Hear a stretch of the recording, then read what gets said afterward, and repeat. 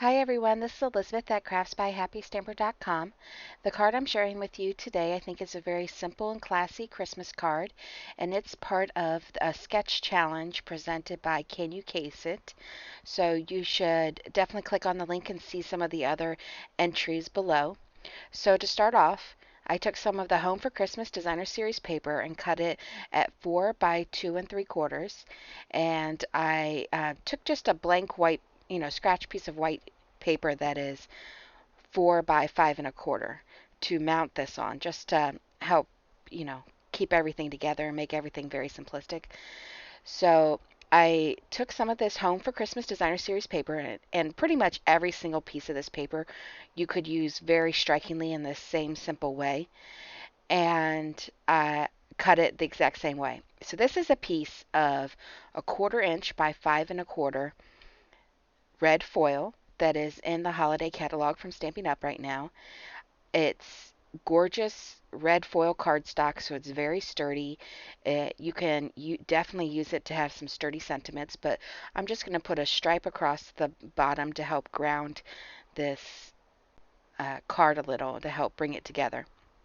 And I like the shininess of it. It all just goes so well together. And it matches Rudolph's bow, or whichever reindeer that is in the background, their bows. But then I took one of my favorite Christmas sets from the holiday catalog, which is Versatile Christmas, and it has so many wonderful Christmas sayings in it. And uh, so I picked one that I thought would fit in the lower right hand corner, and I used Real Red Stampin' Up! Ink in order and to stamp it on the lower right hand corner.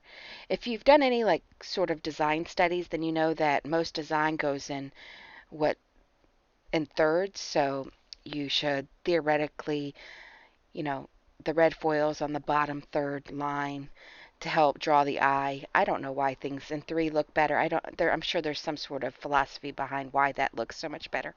But most cards that you find stunning, you'll probably notice that they rely on the this th- everything in threes philosophy. Now I'm just going to use this gorgeous gold satin ribbon, which I don't use nearly enough because it's so pretty. I don't like to use it.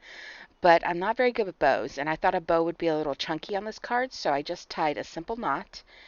And as I was tightening it, I decided that it was a little big, so I trimmed it up a little bit more and tested how I thought it looked on the lower left-hand side of the card before I attached it with glue dots.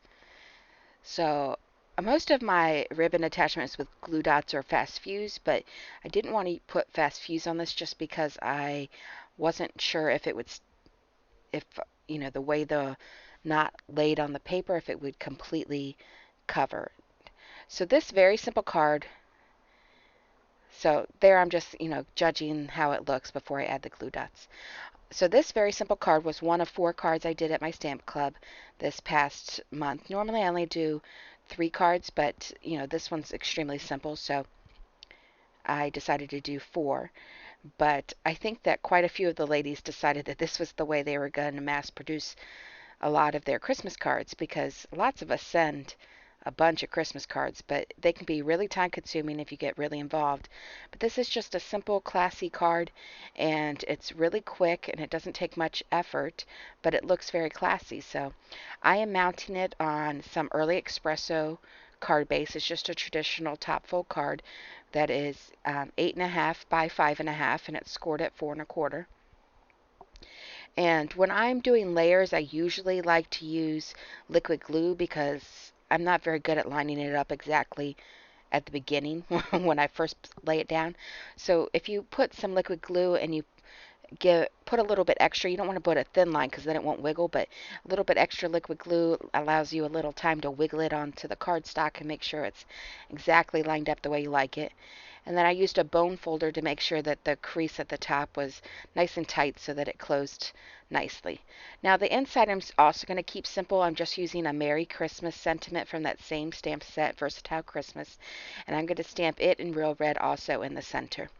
I did think about adding, you know, uh, winter character like a penguin or a snowman or something like that from the Snow Place stamp set, but I decided that I didn't feel like it really went well with this um, old old-fashioned sort of Christmas home for Christmas designer series paper that's on the front.